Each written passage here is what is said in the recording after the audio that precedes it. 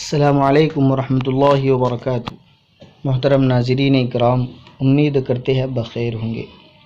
ہم آپ کو اللہ کے نبی صلی اللہ علیہ وسلم کا پیارا اور مختصر سا عمل بتلانے جا رہے ہیں کہ جب کوئی مشکل یا پریشانی لاحق ہوتی پیش آتی تو اللہ کے نبی صلی اللہ علیہ وسلم کا یہ عمل رہا کرتا تھا۔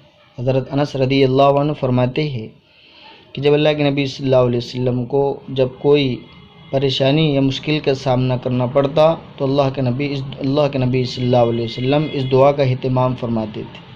اللہ کے نبی صلی اللہ علیہ وسلم کی زبان مبارک سے نکلے ہوئے کلمات میں اللہ نے برکت رکھی ہے اور شفا رکھی ہے۔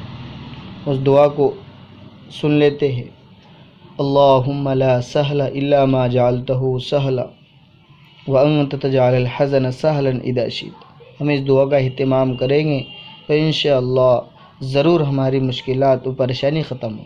ہر آدمی کسی نہ کسی پریشانی میں مبتلا ہوتا ہے، اور تو ہمیں چاہیے کہ اللہ کے نبی صلی اللہ علیہ وسلم کی سیرت کی طرف چلے، ہم کو اس پریشانی سے خاتمے کا ذریعہ مل جائے۔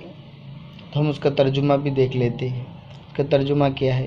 اے اللہ، نہیں ہے کوئی کام آسان مگر تو جسے کر دے، اور تو سخت اور بنجر زمین کو نرم کر دیتا ہے جب چاہتا ہے۔